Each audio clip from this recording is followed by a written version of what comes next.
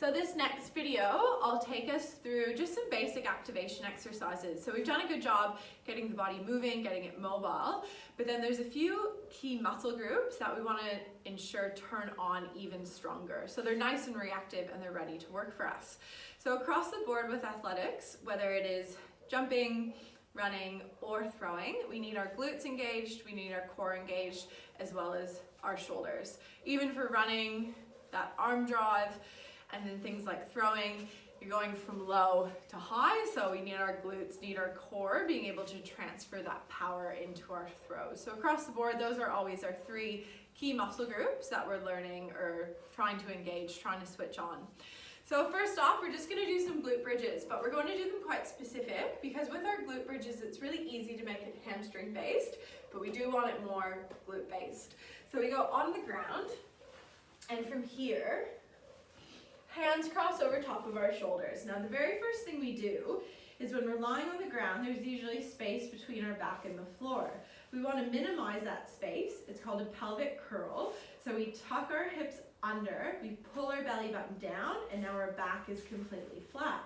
You're going to push through your heels and just lift your bum maybe 10 to 20 centimeters off the ground. Hold for a few seconds. You should feel those muscles engage. And then you roll your spine back down, think imprint it back to the ground. And then again, scoop and tuck, find that pelvic curl, lift up, squeeze the bum cheeks, and roll it down. Single leg is the exact same, one leg off the ground, knees are unlined, legs nice and straight. Scoop and tuck, lift up, engage the glute, lower down. Now single leg, really easy for that hamstring to kick on, so it might be a really small lift off the ground when we do this one. From there, just working into our regular old plank, but for plank, always a good idea to hold for breath. So holding maybe for 10 deep breaths, because when you compete, you have to be able to use your core while breathing at the same time, not holding the breath. So to set up our plank, down through our forearms, we set our shoulders, we pull our belly button up, we squeeze our glutes. So we're getting lots of shoulder stability here, as well as core. Now you'll notice my hips aren't too high or my hips aren't dropping low. We want to just be in the position of a board. And then it's a slow breath in through the nose, long breath out through the mouth. Next one into a side plank, hip drop and lift. So again, we're hitting the main big three ones. Shoulder stability, we're getting some lateral stability through the core as well as getting our hips switched on. So down to our forearm, big strong push through, get that shoulder engaged, top hand to hip, lower the hips down, lift them up nice and high.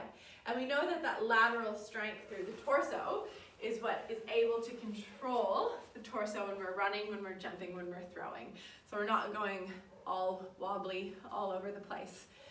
Last one for activation, my favorite core exercise, dead bug for my runners and jumpers in the group. We get a little bit of hip flexor activation as well, which is quite important.